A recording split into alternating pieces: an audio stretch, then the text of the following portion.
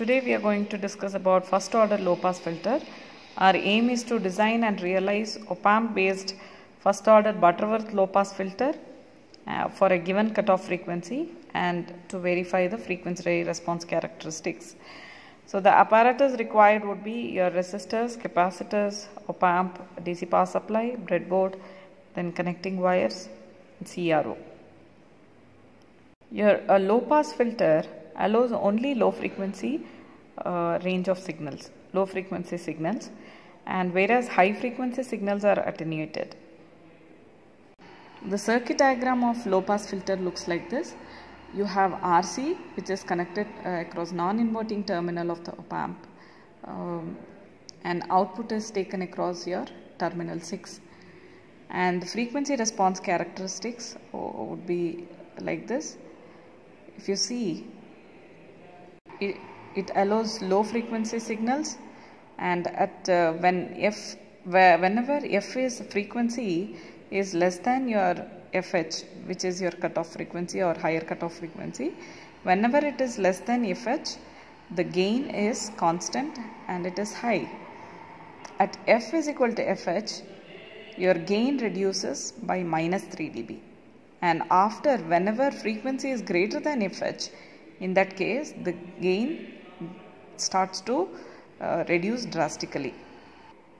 0 to FH, that range of frequency is called as passband, and a range of frequency which is greater than FH, that is called as stopband. In frequency response characteristics, the x-axis we consider frequency and in y-axis we consider as gain. We have designed low pass filter for a higher cutoff frequency of 1 kHz and passband gain of 2, and the gain we obtained as ACL or gain by root 1 plus F by FH whole square, and we have chosen capacitance to be 0.1 microfarad, and considering that you find out the value of resistance. Let us verify this practically. This is the circuit diagram. As per your circuit diagram we have designed it, and it is connected. So you have RC network which is connected across the non-inverting terminal of the Opamp, and power supply we are using plus or minus 15 volts. Input is given from your function generator, and here we are going to vary the frequency from 100 Hz to 500 kHz. We are going to vary the frequency from 100 Hz to 5 kHz, and for a different frequency range, what is the output obtained, we are going to see with the help of CRO. Here amplitude we are keeping 2 volts peak to peak. This is the input which you are obtaining from function generator, and this is the output. Now if you can see here, we are varying the frequency from 100 Hz up to 1 kilo we are varying. So you can see that that particular range of frequency it allows.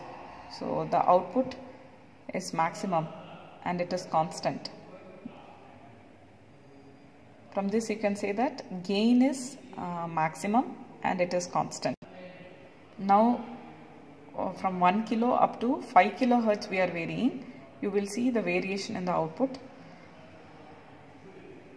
It is still constant, and yes, now with increase in the frequency range after FH or higher cutoff frequency, it starts to reduce, and it has reduced very less.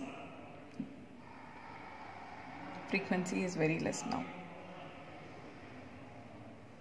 So with this we can say that this low pass filter allows only low frequency signals, whereas as your frequency increases, your gain is going to reduce. So with this we have proved this is the range of values we have obtained. As we increase the frequency, the input voltage is going to be constant, which is your 2 volts peak to peak, and the output voltage we have obtained, and the values are obtained in the CRO is noted here. And for this particular values you have to do the frequency characteristics, frequency curve you have to plot, and you should you have to plot it in your semi-log graph sheet, and check the variation of gain with respect to your frequency. Theoretically and practically, you have to cross check your gain which you have obtained. We are going to discuss about your high pass filter. Your high pass filter allows only high frequency range of signals, and the slight change in your high pass filter would be when you compare it with low pass filter. As a non-inverting terminal of the op-amp, your resistor and capacitors are reversed in your high pass filter. That is the slight changes when you consider your high pass filter.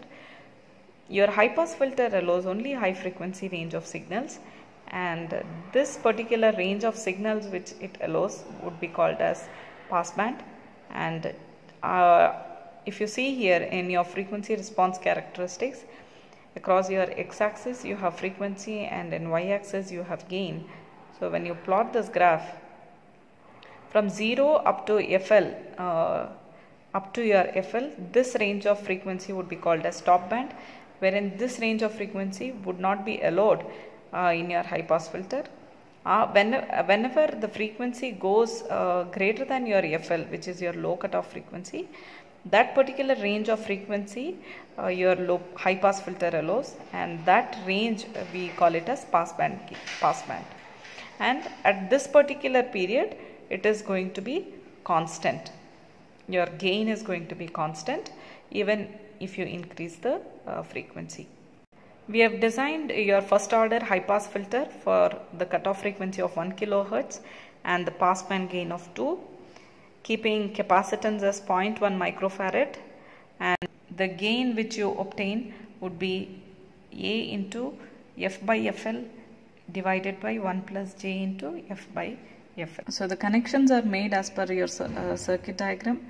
The capacitance and resistor is just reversed in your high pass filter, okay, when we compare it with your low pass filter. And your DC supply plus or minus 15 volt. Input is given with the help of function generator, and you are going to vary the range of frequency from 100 Hz up to 5 kHz. And amplitude of 2 volts peak to peak input voltage you have set. Output is taken from your CRO, and this is your input voltage and this is your output voltage. We'll have to see as we vary the frequency, how is your gain going to vary in your output. Just check the variation. So initially it started to increase. Now the variation of your output. So initially up to FL it started to increase, and now the gain is going to be constant, and gain is constant for the frequency range. Now we are varying for 4 kHz. For 4 kHz of frequency, the pass band gain is still maximum. So this says that it can allow this range of frequency, that is your high frequency range. Note down the values. So when we note down the readings practically, this is the range of values we obtained. The input voltage we have kept it constant, which is 2 volts peak to peak, and variation in the frequency, the output voltage is going to vary. And now for this you have to plot this graph which is your frequency response characteristics. You have to plot graphs like this in semi-log graph sheet, and cross verify your theoretically which you have designed and practically the values which you have obtained. You have to both you have to cross check, and you should obtain the result for both, and you should make sure both are same. Thank you.